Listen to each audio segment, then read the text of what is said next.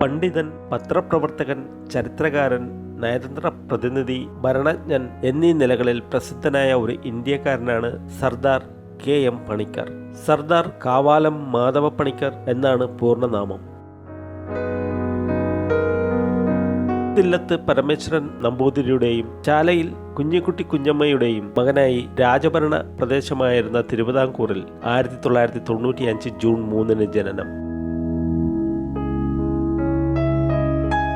രാജ്യസഭയിലെ ആദ്യ മലയാളി കൂടിയായിരുന്നു അദ്ദേഹം. ഓക്സ്ഫോർഡിലെ ക്രൈസ്റ്റ് ചർച്ച് കോളേജിൽ നിന്നു ചരിത്രത്തിൽ ബിരുദാനന്തര ബിരുദവും ലണ്ടനിൽ നിന്നു നിയമബിരുദവും നേടിയ പണിക്കർ ഇന്ത്യയിലേക്ക് മടങ്ങുന്നതിന് മുമ്പ് ലണ്ടനിലെ മിഡിൽ ടൈംബിൾ ബാറിൽ അഭിഭാഷകനായി പരിശീലനം നേടി.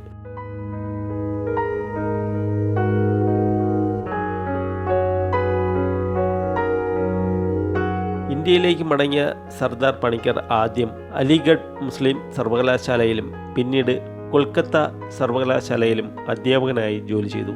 1925 ഹിന്ദുസ്ഥാൻ ടൈംസിന്റെ പത്രാധിപരായി പത്രപ്രവർത്തന രംഗത്ത് പ്രവേശിച്ചു. ചേംബർ ഓഫ് പ്രിൻസ് ചാൻസലറ്റിന്റെ സെക്രട്ടറിയായി പ്രവർത്തിച്ചുകൊണ്ട് രാഷ്ട്രീയ രംഗത്തേക്ക് പ്രവേശിച്ചു. പാട്യാല സംസ്ഥാനത്തിന്റെയും പിന്നീട് ബിക്കാനീർ സംസ്ഥാനത്തിന്റെയും വിദേശകാര്യമന്ത്രിയും മുഖ്യമന്ത്രിയുമായി സേവനമനുഷ്ഠിച്ചു. 1944 മുതൽ 1947 വരെയായിരുന്നു.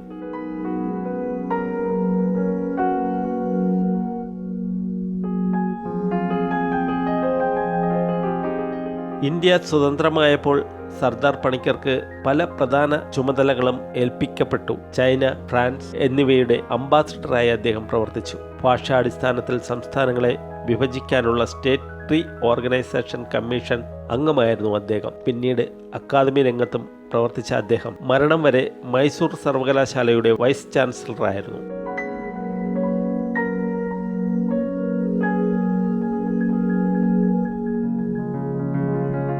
ഐക്യരാഷ്ട്രസഭയിലേക്കുള്ള ആദ്യ ഇന്ത്യൻ സംഘത്തെ നയിച്ചതും KM പണിക്കർ ആയിരുന്നു. സാഹിത്യ അക്കാദമിയുടെ ആദ്യ അധ്യക്ഷൻ, കാശ്മീർ രാജാവിൻ്റെ ഉപദേശകനായിരുന്ന മലയാളി എന്നീ നിലകളിലും പ്രവർത്തിച്ചിട്ടുണ്ട്.